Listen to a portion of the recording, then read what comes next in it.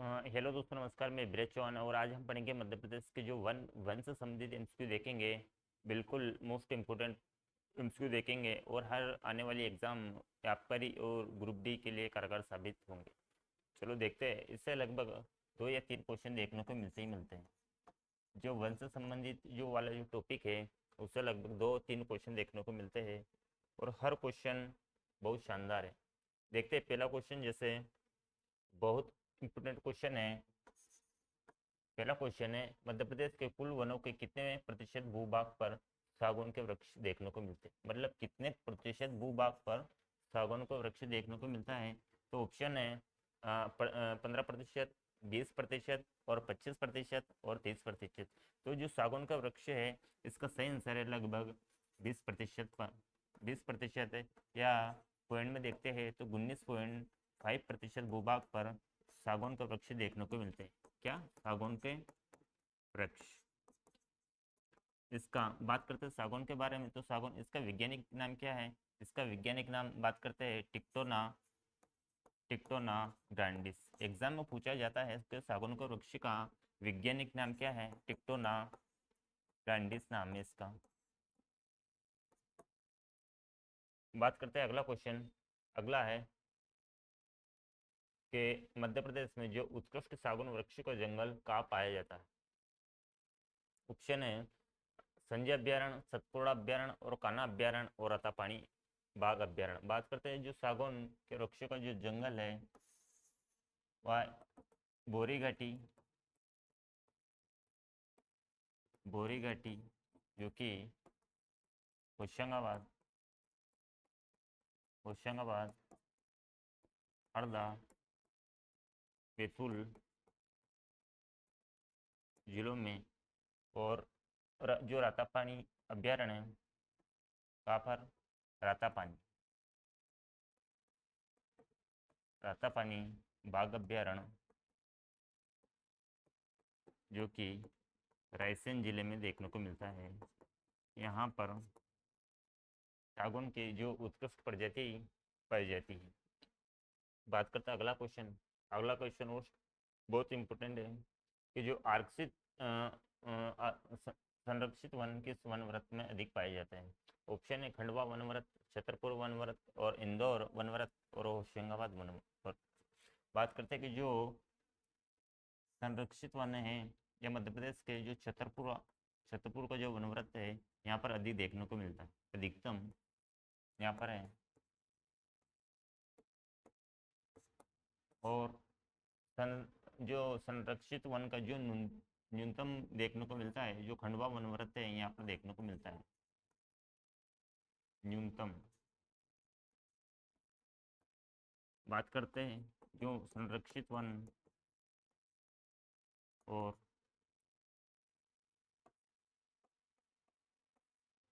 आरक्षित वन है कि यहाँ पर जो सरकार का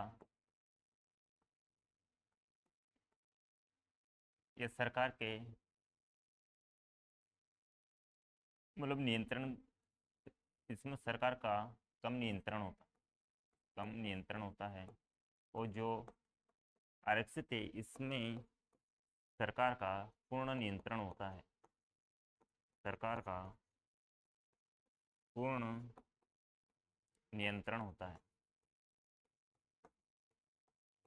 आया समझ? जो संरक्षित किसको बोलते हैं और आरक्षित किसको बोलते हैं। बात करते हैं अगला क्वेश्चन। अगला है मध्य प्रदेश में किस प्रकार का वन नहीं पाया जाता है? सदाबहार वन, उष्णकटिबंधीय शुष्क पर्णपाती, उष्णकटिबंधीय अर्ध पर्णपाती और उष्णकटिबंधीय पर्णपाती वन। तो मध्य प्रदेश में सदाबहार वनों का विस्तार नहीं देखने को मिलता है। इसका सही आंसर ये है। बात करते हैं अगला क्वेश्चन। अगला है खेर, बबूल, पलास किस प्रकार के वनों के वृक्ष में देखने को मिलता है? ये क्या? जो खेर है, बबूल है, पलास है, ये किस प्रकार के वृक्ष देखने को मिलता है? जो खेर, बबूल, पलास है यहाँ उष्ण कटिबंधी उष्ण कटिबंधनी शुष्क पर्णपाती वन, शुष्क पर्णपाती वन है। यहाँ पर वर्षा की जो देखने को मिलती है 50 से 75 सेंटीमीटर देखने को मिलती है। ये कटीले एवं कम वर्षा के कारण छोटी पत्तियां वाले होते हैं, छोटी पत्तियां वाले होते हैं। अगला क्वेश्चन, मध्य प्रदेश में प्रशासन के आधार पर कितने प्रकार के वन पाए जाते हैं? पिछले क्वेश्चन में बात की कि मध्य प्रदेश में जो प्रशासन के आधार पर कितने प्रकार के वन पाए जाते हैं। ऑप्शन है 2, 3, 4 और 5। बात करते हैं प्रशासन के आधार पर। प्रशासन के आधार पर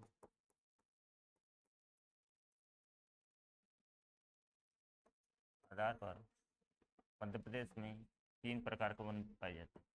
पहला है संरक्षित वन और आरक्षित। एक और है अवर्गीकृत। यहाँ सरकार के कम नियंत्रण होता है, इसमें अधिक नियंत्रण होता है सरकार का। इसमें बिल्कुल ना के बराबर नियंत्रण होता है, ना के बराबर। और इसमें पशु चराई पर प्रतिबंध होता है। इसमें प्रतिबंध नहीं होता है। प्रतिबंध नहीं होता है। और इसमें जो जलाऊ लकड़ी का उपयोग कौन से वन से किया जाता है? जो अवर्गीकृत है या लगभग 1.1% भूभाग पर पाए जाते हैं, जिसमें जलाऊ लकड़ी का उपयोग किया जाता है। बात करते हैं अगला क्वेश्चन। अगला है किन वनों में प्रशासन का नियंत्रण अधिक होता है? जैसे पिछले क्वेश्चन में अपने बात की कि जो आरक्षित वन है इसमें प्रशासन का नियंत्रण अधिक देखने को मिलता है। और यहाँ पर पशु चराई पर पूर्ण प्रतिबंध होता है। और जो राष्ट्रीय उद्यान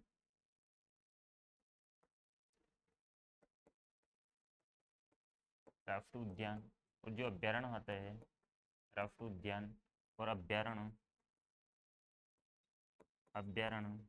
इसी श्रेणी में आते हैं। जो आरक्षित वन है उसमें मध्य प्रदेश के जो राष्ट्रीय उद्यान और अभ्यारण्य आते हैं, क्योंकि वहाँ पर सरकार का पूर्ण नियंत्रण होता है और वहाँ पर पशु चराई पर पूर्ण प्रतिबंध होता है। बात करते हैं अगला क्वेश्चन और बहुत शानदार है कि जलाऊ लकड़ी किस प्रकार के वन से प्राप्ति की जाती है? जैसे पिछले क्वेश्चन में अपने बात की कि मध्य प्रदेश में प्रशासन के आधार पर वनों को कितने भागों में बांटा गया है? 3। एक तो आरक्षित है, एक संरक्षित है और एक और भाग है जो कि मध्य प्रदेश के लगभग 1.8% भूभाग पर पाया जाता है। वह है अवर्गीकृत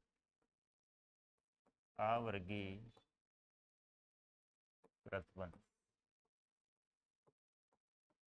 इसमें जलाऊ लकड़ी प्राप्त की जाती है। मध्य प्रदेश में साल वन लगभग कितने प्रतिशत भूभाग पर पाए जाते हैं? ऑप्शन है 5%, 10%, 30% और 50%। जो साल का वन है यहाँ लगभग 5% या 4.5% देखने को मिलता है। अगला है, इसका वैज्ञानिक नाम है। बात करते साल वन का जो वैज्ञानिक नाम है सोरिया।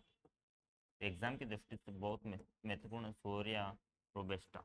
क्या नाम है? सोरिया रोबेस्टा, ये हर एग्जाम में पूछा जाता है, जो कि ग्रुप डी और आबकारी के लिए बहुत महत्वपूर्ण। मध्य प्रदेश के किस जिले में बांस का सरकारी शोरूम स्थापित किया गया? ऑप्शन है ग्वालियर, शहडोल, सिवनी और इंदौर। बांस का जो सरकारी शोरूम है वह इंदौर में देखने को मिलता है। कहाँ पर? इंदौर में। बात करते हैं बांस का सर्वाधिक उत्पादन कहाँ पर होता है? मध्य प्रदेश में बांस का सर्वाधिक सर्वाधिक उत्पादन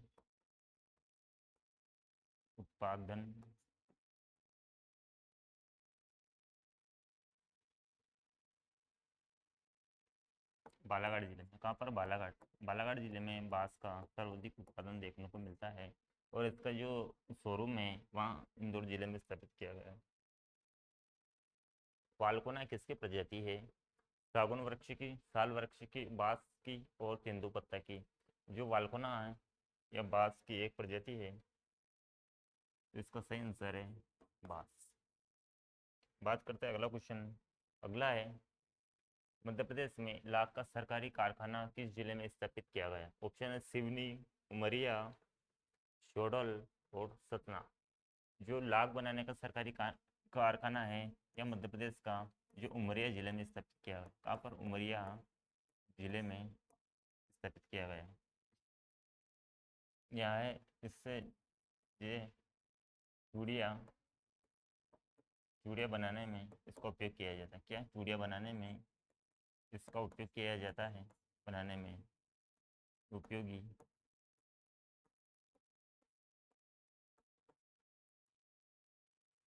अगला है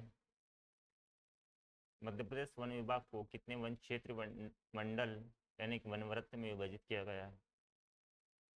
जो मध्य प्रदेश के जो वन विभाग के द्वारा जो वन क्षेत्र है इसको 16 वन मंडल में बांटा गया है। कितने? 16 वन मंडल में बांटा गया।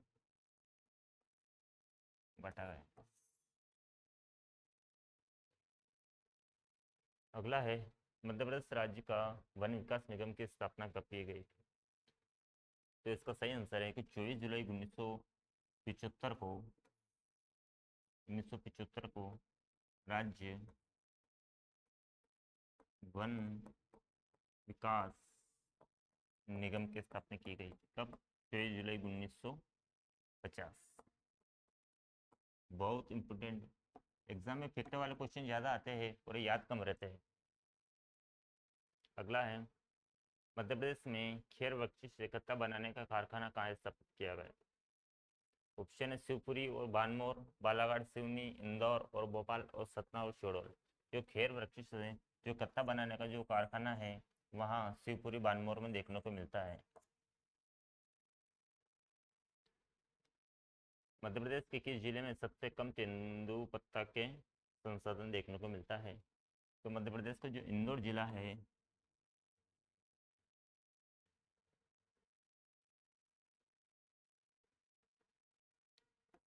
इंदौर में तेंदुपत्ता के कम संसाधन देखने को मिलता है।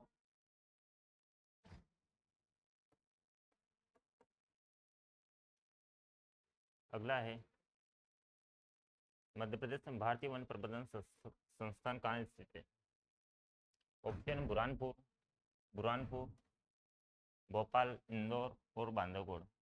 जो भारतीय वन प्रबंधन संस्थान है या भोपाल में देखने को मिलती है, और इसकी स्थापना 1982 को की गई थी। जो भारत भवन के जो बनाने वाले थे चार्ल्स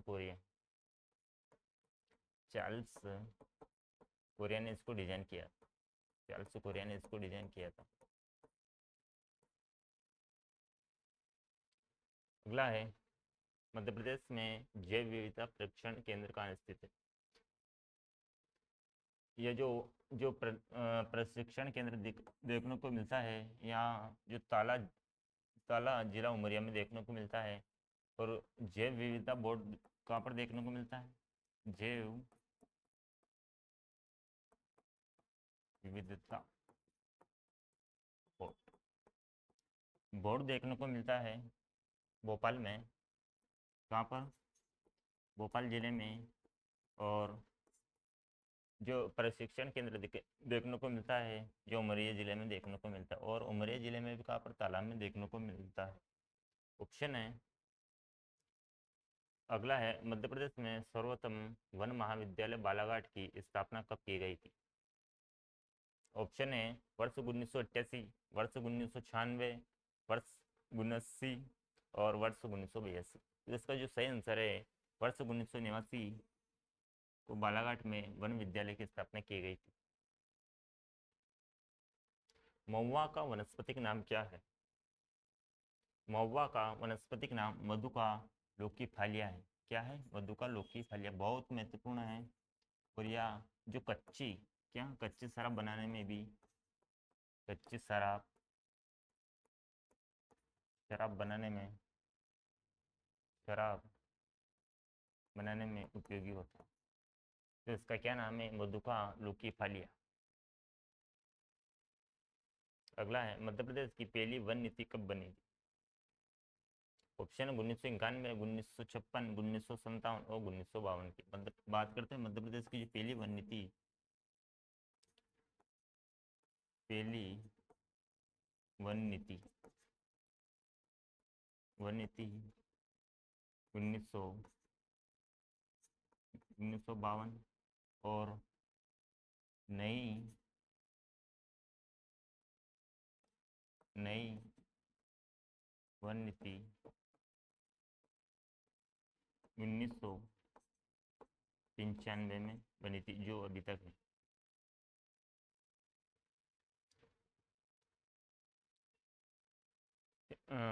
थैंक यू दोस्तों। क्लास कैसे लगी? लाइक और कमेंट और शेयर और सब्सक्राइब बिल्कुल करिए। और ऐसे क्लास आती रहेगी। धन्यवाद। वेलकम।